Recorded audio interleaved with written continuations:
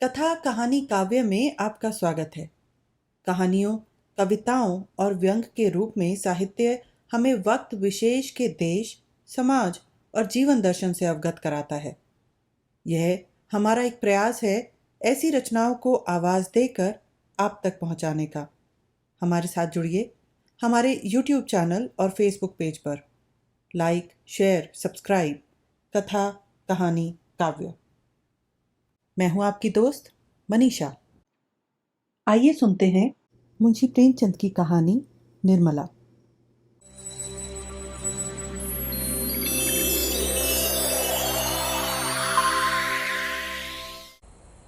विवाह का विलाप और अनाथों का रोना सुनकर हम पाठकों का दिल न दुखाएंगे। जिसके ऊपर पड़ती है वह रोता है, विलाप करता है, पछाड़े खाता है। यह कोई नई बात नहीं। हाँ, अगर आप चाहें तो कल्याणी की उस घोर मानसिक यातना का अनुमान कर सकते हैं जो उसे इस विचार से हो रही थी कि मैं ही अपने प्राणाधार की घातिका हूँ। वे वाक्य जो क्रोध के आवेश में उसके असंयत मुंह से निकले थे, अब उसके हृदय को वाणों की भांति छेद रहे थे। हृदय को इससे ज्यादा सांत्वना और किसी बात से नहीं होती। उसे इस विचार से कितना संतोष होता कि मेरे स्वामी मुझसे प्रसन्न गए। अंतिम समय तक उनके हृदय में मेरा प्रेम बना रहा। कल्याणी को यह संतोष न था। वह सोचती थी, हाँ, मेरे 25 बरस की तपस्या निष्फल हो गई। मैं अंत समय अपने प्राणपति के प्रेम से वंचित हो गई। अगर मैंने उन्हें ऐसे कठोर शब्द न कहे होते तो वह कदापि रात को घर से न जाते। न जाने उनके मन में क्या क्या विचार आए हों। उनके मनोभावों की कल्पना करके और अपने अपराध को बढ़ा बढ़ा कर वह आठों पहर कुढ़ती रहती थी। जिन बच्चों पर वह प्राण देती थी अब उनकी सूरत से चिढ़ती। इन्हीं के कारण मुझे अपने स्वामी से रार मोल लेनी पड़ी। यही मेरे शत्रु हैं। जहाँ आठों पहर कचहरी सी लगी रहती थी वहाँ अब खाक उड़ती है। वह मेला ही उठ गया। जब खिलाने वाला ही न रहा तो खाने वाले कैसे पड़े रहते। धीरे धीरे 1 महीने के अंदर सभी भांजे भतीजे विदा हो गए। जिनका दावा था कि हम पानी की जगह खून बहाने वालों में से हैं, वे ऐसा सरपट भागे कि पीछे फिरकर भी ना देखा। दुनिया ही दूसरी हो गई। जिन बच्चों को देखकर प्यार करने को जी चाहता था उनके चेहरे पर अब मक्खियां भिनभिनाती थीं। न जाने वह कांति कहाँ चली गई। शोक का आवेग कम हुआ तो निर्मला के विवाह की समस्या उपस्थित हुई। कुछ लोगों की सलाह हुई कि विवाह इस साल रोक दिया जाए, लेकिन कल्याणी ने कहा, इतनी तैयारियों के बाद विवाह को रोक देने से सब किया धरा मिट्टी में मिल जाएगा और दूसरे साल फिर यही तैयारियां करनी पड़ेगी, जिसकी कोई आशा नहीं। विवाह कर देना ही अच्छा है। कुछ लेना देना तो है ही नहीं। बारातियों के सेवा सत्कार का काफी सामान हो चुका है। विलंब करने में हानि ही हानि है। अतएव महाशय भालचंद्र को शोक सूचना के साथ यह संदेश भी भेज दिया गया। कल्याणी ने अपने पत्र में लिखा, इस अनाथनी पर दया कीजिए और डूबती हुई नाव को पार लगाइए। स्वामी जी के मन में बड़ी बड़ी कामनाएं थीं, किंतु ईश्वर को कुछ और ही मंजूर था। अब मेरी लाज आपके हाथ है। कन्या आपकी हो चुकी। मैं लोगों के सेवा सत्कार करने को अपना सौभाग्य समझती हूँ, लेकिन यदि इसमें कुछ कमी हो, कुछ त्रुटि पड़े तो मेरी दशा का विचार करके क्षमा कीजिएगा। मुझे विश्वास है कि आप इस अनाथनी की निंदा न होने देंगे। आदि। कल्याणी ने यह पत्र डाक से न भेजा, बल्कि पुरोहित से कहा, आपको कष्ट तो होगा, पर आप स्वयं जाकर यह पत्र दीजिए और मेरी ओर से बहुत विनय के साथ कहिएगा कि जितने कम आदमी आए उतना ही अच्छा। यहाँ कोई प्रबंध करने वाला नहीं है। पुरोहित मोटेराम यह संदेश लेकर तीसरे दिन लखनऊ जा पहुंचे। संध्या का समय था। बाबू भालचंद्र दीवान खाने के सामने आराम कुर्सी पर नंग धड़ंग लेटे हुए हुक्का पी रहे थे। बहुत ही स्थूल, ऊंचे कद के आदमी थे। ऐसा मालूम होता था कि काला देव है या कोई हबशी अफ्रीका से पकड़कर आया है। सिर से पैर तक एक ही रंग था, काला। चेहरा इतना स्याह था कि मालूम न होता था कि माथे का अंत कहाँ है और सिर का आरंभ कहाँ। बस कोयले की एक सजीव मूर्ति थी। आपको गर्मी बहुत सताती थी। दो आदमी खड़े पंखा झल रहे थे, उस पर भी पसीने का तार बंधा हुआ था। आप आबकारी के विभाग में एक ऊंचे ओहदे पर थे। 500 रुपये वेतन मिलता था। ठेकेदारों से खूब रिश्वत लेते थे। ठेकेदार शराब के नाम पर पानी बेचें, 24 घंटे दुकान खुली रखें, आपको केवल खुश रखना काफ़ी था। सारा कानून आपकी खुशी थी। इतनी भयंकर मूर्ति थी कि चांदनी रात में लोग उन्हें देखकर सहसा चौंक पड़ते थे। बालक और स्त्रियां ही नहीं, पुरुष तक सहम जाते थे। चांदनी रात इसलिए कहा गया कि अंधेरी रात में उन्हें कोई देख ही न सकता था। श्यामलता अंधकार में विलीन हो जाती थी। केवल आंखों का रंग लाल था। जैसे पक्का मुसलमान 5 बार नमाज पढ़ता है, वैसे ही आप भी 5 बार शराब पीते थे। मुफ्त की शराब तो काजी को हलाल है। फिर आप तो शराब के अफसर ही थे, जितनी चाहे पिए, कोई हाथ पकड़ने वाला न था। जब प्यास लगती, शराब पी लेते। जैसे कुछ रंगों में परस्पर सहानुभूति है, उसी तरह कुछ रंगों में परस्पर विरोध है। लालिमा के संयोग से कालिमा और भी भयंकर हो जाती है। बाबू साहब ने पंडित जी को देखते ही कुर्सी से उठकर कहा, आखा, आप हैं? आइए आइए। धन्य भाग, धन्य भाग। अरे कोई है? कहाँ चले गए सब के सब? झगड़ू, गुरदीन, चकौड़ी, भवानी, राम गुलाम कोई है क्या? सबके सब मर गए? चलो। राम गुलाम, भवानी, चकौड़ी, गुरदीन, झगड़ू, कोई नहीं बोलता, सब मर गए। दर्जन भर आदमी हैं, पर मौके पर एक की भी सूरत नजर नहीं आती। न जाने सब कहाँ गायब हो जाते हैं। आपके वास्ते कुर्सी लाओ। बाबू साहब ने ये 5 नाम कई बार दोहराए, लेकिन यह न हुआ कि पंखा झलने वाले दोनों आदमियों में से किसी को कुर्सी लाने को भेज देते। 3-4 मिनट के बाद एक काना आदमी खांसता हुआ आकर बोला, सरकार, इतना की नौकरी हमार कीन न हुई। कहाँ तक उधार बाढ़ी ले ले खाई मांगत मांगत थेतर होए गए न। भाल, बको मत, जाकर कुर्सी लाओ। जब कोई काम करने को कहा गया तो रोने लगता है। कहिए पंडित जी, वहाँ सब कुशल है? क्या कहूँ बाबूजी, अब कुशल कहाँ, सारा घर मिट्टी में मिल गया। इतने में कहार ने एक टूटा हुआ चीड़ का संदूक लाकर रख दिया और बोला, कुर्सी मेज हमारे उठाए ना ही उठत है। पंडित जी शर्माते हुए डरते डरते उस पर बैठे कि कहीं टूट ना जाए, और कल्याणी का पत्र बाबू साहब के हाथ में रख दिया। अब और कैसे मिट्टी में मिलेगा? इससे बड़ी और कौन सी विपत्ति पड़ेगी? बाबू उदय भानुलाल से मेरी पुरानी दोस्ती थी। आदमी नहीं, हीरा था। क्या दिल था, क्या हिम्मत थी। मेरा तो जैसे दाहिना हाथ ही कट गया। विश्वास मानिए, जब से यह खबर सुनी है, आंखों में अंधेरा सा छा गया है। खाने बैठता हूँ तो कौर मुंह में नहीं जाता। उनकी सूरत आंखों के सामने खड़ी रहती है। मुंह झूठा करके उठ जाता हूँ। किसी काम में दिल नहीं लगता। भाई के मरने का रंज भी इससे कम ही होता है। आदमी नहीं, हीरा था। सरकार, नगर में अब ऐसा कोई रईस नहीं रहा। मैं खूब जानता हूँ पंडित जी, आप मुझसे क्या कहते हैं। ऐसा आदमी 1,00,000 2 लाख में एक होता है।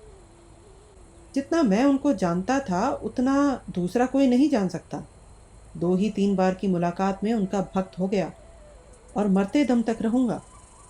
आप समधिन साहब से कह दीजिएगा, मुझे दिली रंज है।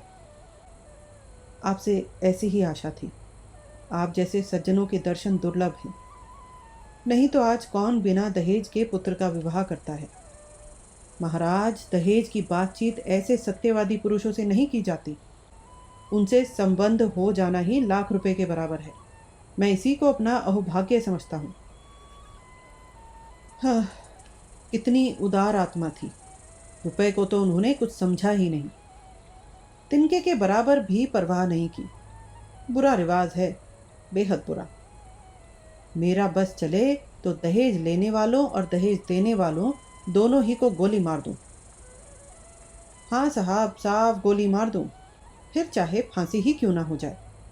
पूछो, आप लड़के का विवाह करते हैं कि उसे बेचते हैं? अगर आपको लड़के की शादी में दिल खोलकर खर्च करने का अरमान है तो शौक से खर्च कीजिए, लेकिन जो कुछ कीजिए अपने बल पर। यह क्या कि कन्या के पिता का गला रेतिए? नीचता है, घोर नीचता। मेरा बस चले तो इन पाजियों को गोली मार दूं। आप धन्य हो सरकार, भगवान ने आपको बड़ी बुद्धि दी है। यह धर्म का प्रताप है। मालकिन की इच्छा है कि विवाह का मुहूर्त वही रहे, तो उन्होंने सारी बातें पत्र में लिख दी हैं। बस अब आप ही उबारें तो हम उबर सकते हैं। इस तरह तो बारात में जितने सज्जन आएंगे उनकी सेवा सत्कार हम करेंगे ही, लेकिन परिस्थिति अब बहुत बदल गई है सरकार। कोई करने धरने वाला नहीं है। बस ऐसी बात कीजिए कि वकील साहब के नाम पर बट्टा ना लगे। भालचंद्र 1 मिनट तक आंखें बंद किए बैठे रहे, फिर एक लंबी सांस खींचकर बोले, ईश्वर को मंजूर ही न था कि वह लक्ष्मी मेरे घर आती, नहीं तो क्या यह वज्र गिरता। सारे मंसूबे खाक में मिल गए। भूला ना समाता था कि यह शुभ अवसर निकट आ रहा है, पर क्या जानता था कि ईश्वर के दरबार में कुछ और ही षड्यंत्र रचा जा रहा है। मरने वाले की याद ही रुलाने के लिए काफ़ी है। उसे देखकर तो जख्म और भी हरा हो जाएगा। उस दशा में न जाने क्या कर बैठूं। इसे गुण समझिए चाहे दोष, कि जिससे एक बार मेरी घनिष्ठता हो गई फिर उसकी याद चित्त से नहीं उतरती। अभी तो खैर इतना ही है कि उनकी सूरत आंखों के सामने नाचती रहती है, लेकिन यदि वह कन्या घर में आ गई तब मेरा जिंदा रहना कठिन हो जाएगा। सच मानिए, रोते रोते मेरी आंखें फूट जाएंगी। जानता हूँ रोना धोना व्यर्थ है। जो मर गया वह लौटकर नहीं आ सकता। सब्र करने के सिवाय और कोई उपाय नहीं है, लेकिन दिल से मजबूर हूँ। उस अनाथ बालिका को देखकर मेरा कलेजा फट जाएगा। ऐसा ना कहिए सरकार, वकील साहब नहीं तो क्या आप तो हैं। अब आप ही उसके पिता तुल्य हैं। वह अब वकील साहब की कन्या नहीं, आपकी कन्या है। आपके हृदय के भाव तो कोई जानता नहीं। लोग समझेंगे वकील साहब का देहांत हो जाने के कारण आप अपने वचन से फिर गए। इसमें आपकी बदनामी है। चित्त को समझाइए और हंसी खुशी कन्या का पानी ग्रहण करा लीजिए। हाथी मरे तो 9 लाख का। लाख विपत्ति पड़ी है, लेकिन मालकिन आप लोगों की सेवा सत्कार करने में कोई बात ना उठा रखेंगी। बाबू साहब समझ गए कि पंडित मोटे राम कोरे पोथी के ही पंडित नहीं, वरन व्यवहार नीति में भी चतुर हैं। बोले, पंडित जी हलफ से कहता हूँ, मुझे उस लड़की से जितना प्रेम है उतना अपनी लड़की से भी नहीं है। लेकिन जब ईश्वर को मंजूर नहीं है तो मेरा क्या बस है। वह मृत्यु एक प्रकार की अमंगल सूचना है जो विधाता की ओर से हमें मिली है। ये किसी आने वाली मुसीबत की आकाशवाणी है। विधाता स्पष्ट रीति से कह रहा है कि यह विवाह मंगलमय ना होगा। ऐसी दशा में आप ही सोचिए, यह संयोग कहाँ तक उचित है। आप तो विद्वान आदमी हैं। सोचिए, जिस काम का आरंभ ही अमंगल से हो उसका अंत अमंगलमय हो सकता है? नहीं, जानबूझकर मक्खी नहीं निगली जाती। समधिन साहब को समझा कर कह दीजिएगा, मैं उनकी आज्ञा पालन करने को तैयार हूँ, लेकिन इसका परिणाम अच्छा ना होगा। स्वार्थ के वंश में होकर मैं अपने परम मित्र की संतान के साथ यह अन्याय नहीं कर सकता। इस तर्क ने पंडित जी को निरुत्तर कर दिया। वादी ने यह तीर छोड़ा था जिसकी उनके पास कोई काट न थी। शत्रु ने उन्हीं के हथियार से उन पर वार किया था और वह उसका प्रतिकार न कर सकते थे। वह अभी कोई जवाब सोच ही रहे थे कि बाबू साहब ने फिर नौकरों को पुकारना शुरू किया।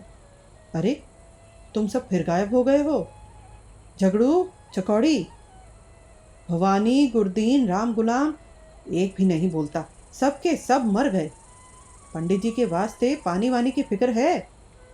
न जाने इन सबों को कोई कहाँ तक समझाए। अकल छू तक नहीं गई। देख रहे हैं कि एक महाशय दूर से थके मांदे चले आ रहे हैं, पर किसी को जरा भी परवाह नहीं। लाओ, पानी वानी रखो। पंडित जी, आपके लिए शरबत बनवाऊं या फलाहारी मिठाई मंगवा दूं? मोटे राम जी मिठाइयों के विषय में किसी तरह का बंधन न स्वीकार करते थे।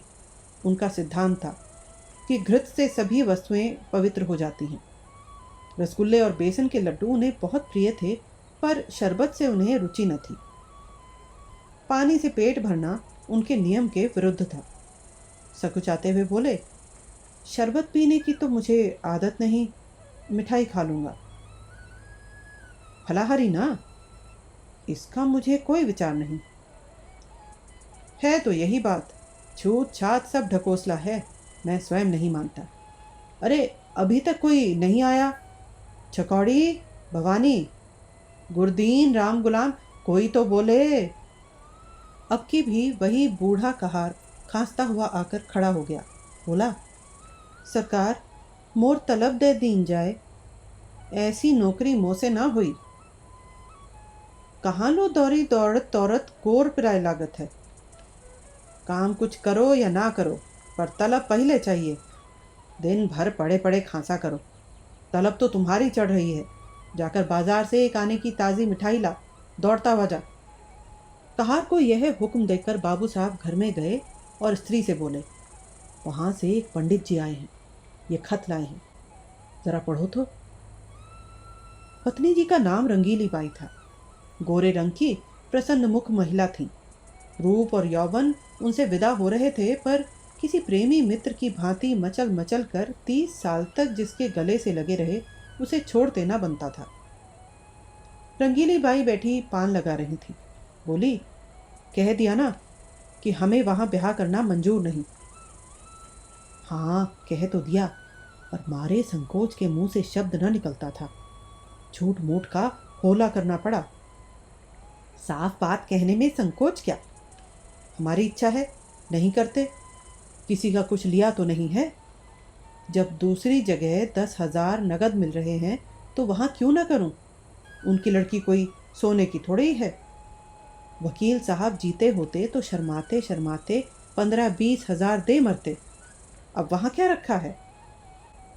एक दफ़ा जबान देकर मुकर जाना अच्छी बात नहीं। कोई मुख से कुछ ना कहे, पर बदनामी हुए बिना नहीं रहती, मगर तुम्हारी जिद से मजबूर हूँ। रंगीली बाई ने पान खाकर खत खोला और पढ़ने लगी। हिंदी का अभ्यास बाबू साहब को तो बिल्कुल न था, और यद्यपि रंगीली बाई भी शायद ही कभी किताब पढ़ती हों, पर खत वत पढ़ लेती थीं। पहली ही पांति पढ़कर उनकी आंखें सजल हो गईं और पत्र समाप्त किया तो उनकी आंखों से आंसू बह रहे थे। एक एक शब्द करुणा के रस में डूबा हुआ था। एक एक अक्षर से दीनता टपक रही थी। रंगीली बाई की कठोरता पत्थर की नहीं, लाख की थी, जो एक ही आंच से पिघल जाती है। कल्याणी के करुणोत्पादक शब्दों ने उनके स्वार्थ मंडित हृदय को पिघला दिया। रुंधे हुए कंठ से बोली, अभी ब्राह्मण बैठा है ना? भालचंद्र पत्नी के आंसुओं को देख देख कर सूखे जाते थे। अपने ऊपर झल्ला रहे थे कि नाहक मैंने यह खत इसे दिखाया। इसकी जरूरत क्या थी? इतनी बड़ी भूल उनसे कभी ना हुई थी। संदिग्ध भाव से बोले, शायद बैठा हो, मैंने तो जाने को कह दिया था। रंगीली ने खिड़की से झांक कर देखा। पंडित मोटे राम जी बगुले की तरह ध्यान लगाए बाजार के रास्ते की ओर ताक रहे थे। लालसा में व्यग्र होकर कभी यह पहलू बदलते, कभी वह पहलू।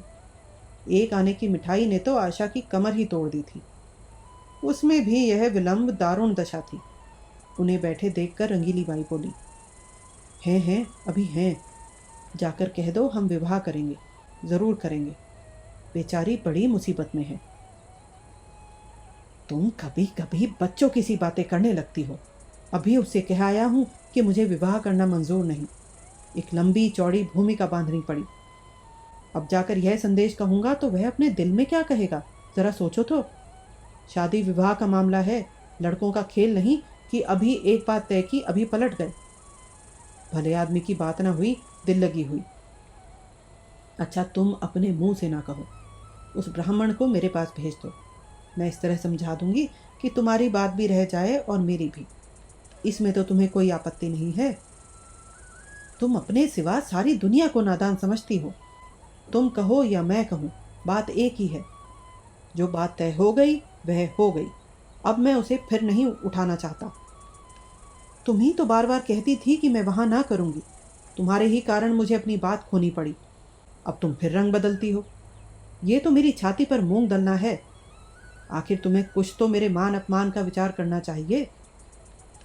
तो मुझे क्या मालूम था कि विधवा की दशा इतनी हीन हो गई है। तुम्ही ने तो कहा था कि उसने पति की सारी संपत्ति छिपा रखी है और अपनी गरीबी का ढोंग रचकर काम निकालना चाहती है। एक ही छठी औरत है। तुमने जो कहा वह मैंने मान लिया। भलाई करके बुराई करने में तो लज्जा और संकोच है। बुराई करके भलाई करने में कोई संकोच नहीं।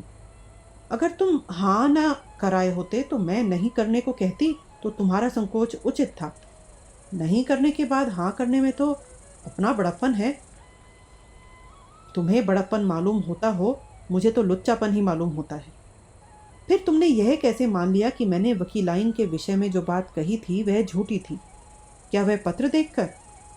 तुम जैसी खुद सरल हो वैसे ही दूसरों को भी सरल समझती हो। इस पत्र में बनावट नहीं मालूम होती। बनावट की हर बात दिल में चुभती नहीं, उसमें बनावट की गंध अवश्य रहती है। बनावट की बात तो ऐसे चुभती है कि सच्ची बात उसके सामने बिल्कुल फीकी मालूम होती है। यह किस्से कहानियां लिखने वाले, जिनकी किताबें पढ़ पढ़ कर तुम घंटों रोती हो, क्या सच्ची बात लिखते हैं? सरासर झूठ का तूमर बांधते हैं। ये भी एक कला है। क्यों जी, तुम मुझसे भी उठते हो? दाई से पेट छिपाते हो? मैं तुम्हारी बातें मान जाती हूँ तो तुम समझते हो इसे चकमा दिया, मगर मैं तुम्हारी एक एक नस पहचानती हूँ।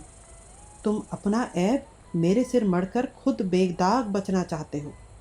बोलो, कुछ झूठ कहती हूँ? जब वकील साहब जीते थे तो तुमने सोचा था कि ठहराव की ज़रूरत ही क्या है, वे खुद ही जितना उचित समझेंगे देंगे, बल्कि बिना ठहराव के और भी ज़्यादा मिलने की आशा होगी। अब जो वकील साहब का देहांत हो गया तो तरह तरह के हीले हवाले करने लगे। यह भलमनसी नहीं है, छोटापन है। इसका इल्ज़ाम भी तुम्हारे सर है। मैं अब शादी ब्याह के नगीच ना जाऊंगी। तुम्हारी जैसी इच्छा हो करो। ढोंगी आदमियों से मुझे चिढ़ है। जो बात करो सफाई से करो, बुरा हो या अच्छा। हाथी के दांत खाने के और दिखाने के और वाली नीति पर चलना तुम्हें शोभा नहीं देता। बोलो, अब भी वहाँ शादी करते हो या नहीं? जब मैं बेईमान, दगाबाज और झूठा ठहरा तो मुझसे पूछना ही क्या?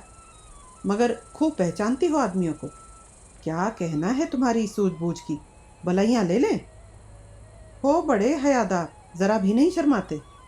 ईमान से कहा, मैंने बात ताड़ ली कि नहीं? अजी जाओ, ये दूसरी औरतें होती हैं जो मर्दों को पहचानती हैं।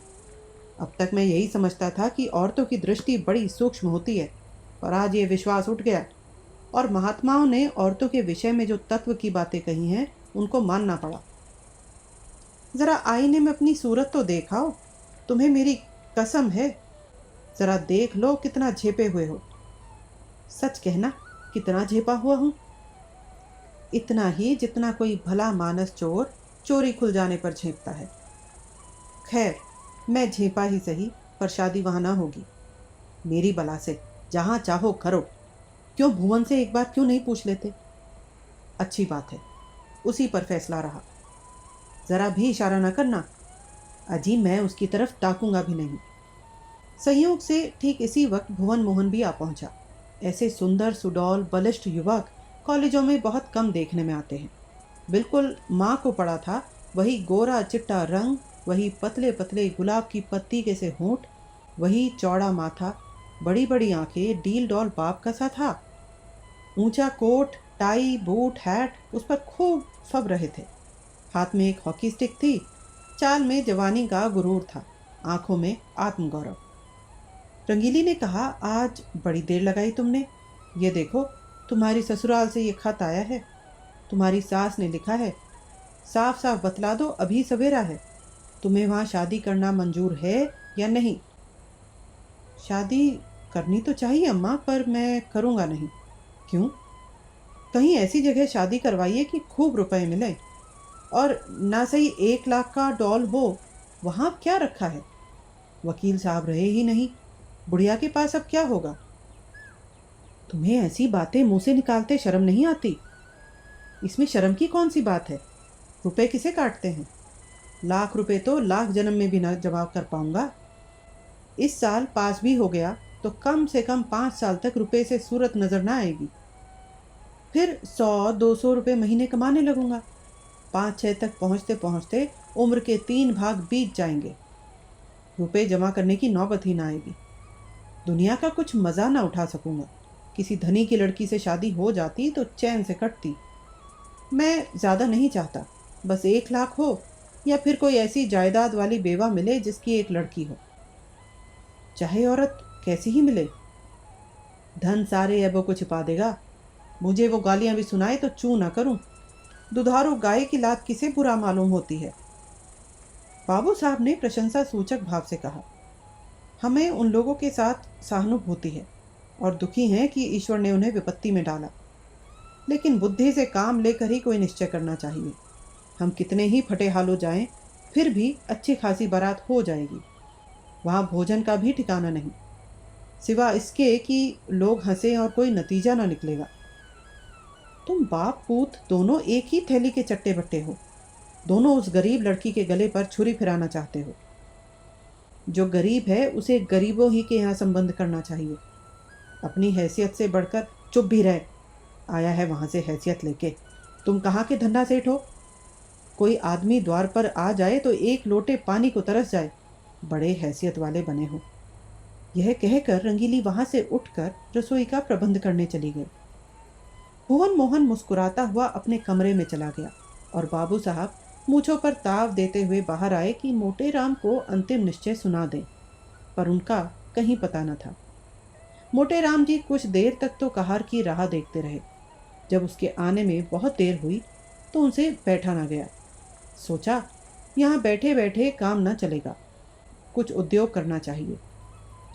भाग्य के भरोसे यहाँ अड़ी किए बैठे रहे तो भूखों मर जाएंगे। यहाँ तुम्हारी दाल नहीं गलने की। चुपके से लकड़ी उठाई और जिधर वह कहार गया था उसी तरफ चले। बाजार थोड़ी ही दूर पर था। एक क्षण में जा पहुंचे।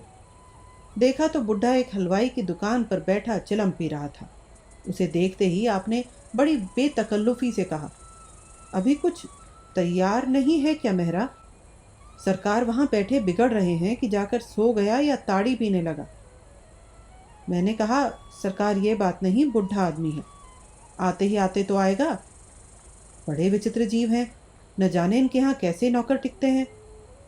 कहार, मुझे छोड़कर आज तक दूसरा कोई टिका नहीं और ना टिकेगा। साल भर से तलब नहीं मिली। किसी को तलब नहीं देते। जहाँ किसी ने तलब मांगी और लगे डांटने, बेचारा नौकरी छोड़कर भाग जाता है। वे दोनों आदमी जो पंखा झल रहे थे सरकारी नौकर हैं। सरकार से 2 अर्दली मिले हैं ना, इसी से पड़े हुए हैं। मैं भी सोचता हूँ जैसा मेरा ताना बाना वैसी ही मेरी भरनी। इस साल कट गए हैं, साल 2 साल और इसी तरह कट जाएंगे। तो तुम ही अकेले हो? नाम तो कई कहारों का लेते हैं। वह सब इन 2-3 महीनों के अंदर आए और छोड़ छोड़ कर चले गए। यह अपना रौब जमाने को अभी तक उनका नाम जपा करते हैं। कहीं नौकरी दिलाइएगा, चलूं? अजीब बहुत नौकरी हैं। कहार तो आजकल ढूंढे नहीं मिलते। तुम तो पुराने आदमी हो, तुम्हारे लिए नौकरी की क्या कमी? यहाँ कोई ताज़ी चीज़? मुझसे कहने लगे, खिचड़ी बनाइएगा या बाटी लगाइएगा। मैंने कह दिया, सरकार बुढ़ा आदमी है, रात को उसे मेरा भोजन बनाने में कष्ट होगा। मैं कुछ बाजार ही से खा लूँगा, इसकी आप चिंता न करें। बोले, अच्छी बात है, कहार आपको दुकान पर मिलेगा। बोलो साहजी, कुछ तरमाल तैयार है? लड्डू तो ताज़े मालूम होते हैं, तौल दो ज़रा सिर भर। आ जाऊँ वहीं ऊपर ना? ये कहकर मोटे राम जी ने हलवाई की दुकान पर बैठे और तरमाल चखने लगे। खूब छक्कर खाया। 2.5-3 सेर चट कर गए। खाते जाते थे और हलवाई की तारीफ करते जाते थे। शाह जी, तुम्हारी दुकान का जैसा नाम सुना था वैसा ही माल भी पाया। बनारस वाले ऐसे रसगुल्ले नहीं बना पाते। कलाकंद अच्छी बनाते हैं, पर तुम्हारी उनसे बुरी नहीं। माल डालने से अच्छी चीज़ नहीं बन जाती, विद्या चाहिए। कुछ और लीजिए महाराज, थोड़ी सी रबड़ी मेरी तरफ से लीजिए, हलवाई ने कहा। इच्छा तो नहीं है, लेकिन दे दो पाव भर। पाव भर क्या लीजिएगा? चीज़ अच्छी है, आध सेर तो लीजिए। खूब इच्छापूर्ण भोजन करके पंडित जी ने थोड़ी देर तक बाजार की सैर की और 9 बजते बजते मकान पर आए। यहाँ सन्नाटा सा छाया हुआ था। एक लालटेन जल रही थी। अपने चबूतरे पर बिस्तर जमाया और सो गए। सवेरे अपने नियमानुसार कोई 8 बजे उठे तो देखा बाबू साहब टहल रहे हैं। इन्हें जगह देखकर वह पालागन कर बोले, महाराज आज रात कहाँ चले गए? मैं बड़ी रात तक आपकी राह देखता रहा। भोजन का सब सामान बड़ी देर तक रखा रहा। जब आज ना आए तो रखवा दिया गया। आपने कुछ भोजन किया था या नहीं? हलवाई की दुकान में कुछ खा आया था। अजी पूरी मिठाई में वह आनंद कहाँ जो बाटी और दाल में है। 10-12 आने खर्च हो गए होंगे, फिर भी पेट ना भरा होगा। आप मेरे मेहमान हैं, जितने पैसे लगे हों ले लीजिएगा। आप ही के हलवाई की दुकान पर गया था, वो जो नुक्कड़ पर बैठता है। कितने पैसे देने पड़े? आपके हिसाब में लिखा दिए हैं। जितनी मिठाइयाँ ली हूँ मुझे बता दीजिएगा, नहीं तो पीछे से बेईमानी करने लगेगा। एक ही ठग है। कोई 2.5 सेर मिठाई थी और आधा सेर रबड़ी। बाबू साहब ने विस्फारित नेत्रों से पंडित जी को देखा, मानो कोई अचंभे की बात सुनी हो। 3 सेर तो कभी यहाँ महीने भर का टोटल भी ना होता था, और ये महाशय एक ही बार में कोई 4 रुपए का माल उड़ा गए। अगर एक आध दिन और रह गए तो या बैठ जाएगी। पेट है या शैतान की कब्र? 3 सेर? कुछ ठिकाना है? उद्विग्न दशा में दौड़े हुए अंदर गए और रंगीली से बोले, कुछ सुनती हो? ये महाशय कल 3 सेर मिठाई उड़ा गए। 3 सेर पक्की तौल। रंगीली बाई ने विस्मित होकर कहा, अजी नहीं, 3 सेर भला क्या खा जाएगा? आदमी है या बैल? 3 सेर तो अपने मुंह से कह रहा है। 4 सेर से कम ना होगा, पक्की तौल। पेट में सनीचर है क्या? आज और रह गया तो 6 सेर पर हाथ फेरेगा। तो आज रहे ही क्यों? खत का जवाब जो देना हो देकर विदा करो। अगर रहे तो साफ कह देना कि हमारे यहाँ मिठाई मुफ्त नहीं आती।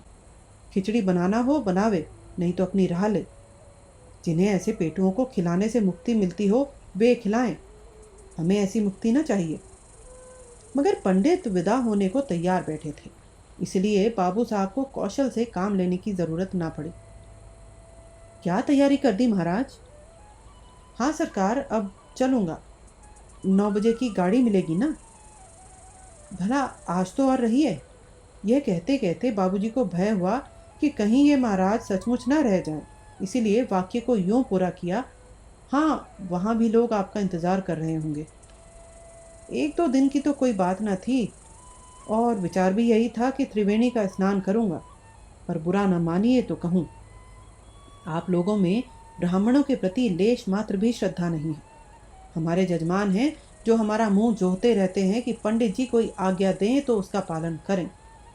हम उनके द्वारा पहुंच जाते हैं तो अपना धन्य भाग समझते हैं, और सारा घर छोटे से बड़े तक हमारी सेवा सत्कार में मग्न हो जाते हैं। जहाँ अपना आदर नहीं वहाँ एक क्षण भी ठहरना असहनीय है। जहाँ ब्राह्मण का आदर नहीं वहाँ कल्याण नहीं हो सकता। महाराज, हमसे तो ऐसा अपराध नहीं हुआ। अपराध नहीं हुआ? और अपराध किसे कहते हैं? अभी आप ही ने घर में जाकर कहा कि यह महाशय 3 सेर मिठाई चट कर गए, पक्की तौल। आपने अभी खाने वाले देखे कहाँ? एक बार खिलाइए तो आंखें खुल जाएं। ऐसे ऐसे महान पुरुष पड़े हैं जो पसेरी भर मिठाई खा जाएं और डकार तक न लें। एक एक मिठाई खाने के लिए हमारी चिरौरी की जाती है, रुपए दिए जाते हैं। हम भिक्षुक ब्राह्मण नहीं हैं जो आपके द्वार पर पड़े रहें। आपका नाम सुनकर आए थे, यह न जानते थे कि यहाँ मेरे भोजन के भी लाले पड़ेंगे। जाइए, भगवान आपका कल्याण करे। बाबू साहब ऐसा झेंपे कि मुंह से बात न निकली। जिंदगी भर में उन पर कभी ऐसी फटकार न पड़ी थी। बहुत बातें बनाई, आपकी चर्चा न थी, एक दूसरे से ही महाशय की बात की थी, लेकिन पंडित जी का क्रोध शांत न हुआ। वह सब कुछ सह सकते थे पर अपने पेट की निंदा न सह सकते थे। औरतों को रूप की निंदा जितनी प्रिय लगती है, उससे कहीं अधिक अप्रिय पुरुषों को अपने पेट की निंदा लगती है। बाबू साहब मनाते तो थे, पर धड़का भी समाया हुआ था कि यह टिक न जाए। अपनी कृपणता का पर्दा खुल गया था, अब इसमें संदेह न था। उस पर्दे को ढांकना जरूरी था। अपनी कृपणता को छिपाने के लिए उन्होंने कोई बात न उठा रखी थी, पर होने वाली बात होकर रही। पछता रहे थे कि कहाँ से घर में इसकी बात कहने गया, और कहा भी तो उच्च स्वर में। यह दुष्ट भी कान लगाए सुनता रहा। किंतु अब पछताने से क्या हो सकता था। न जाने किस मनहूस की सूरत देखी थी यह विपत्ति गले पड़ी। अगर इस वक्त यहाँ से रुष्ट होकर चला गया तो वहाँ जाकर बदनाम करेगा और मेरा सारा कौशल खुल जाएगा। अब तो इसका मुंह बंद कर देना ही पड़ेगा। यह सोच विचार करते हुए वह घर में जाकर रंगीली बाई से बोले, इस दुष्ट ने हमारी तुम्हारी बातें सुन ली, रूठ कर जा रहा है। जब तुम जानते थे कि द्वार पर खड़ा है तो धीरे से क्यों ना बोले। विपत्ति आती है तो अकेले नहीं आती। ये क्या जानता था कि वह द्वार पर कान लगाए खड़ा है। न जाने किसका मुंह देखा था। वही दुष्ट सामने लेटा हुआ था। जानता तो उधर ताकता ही नहीं।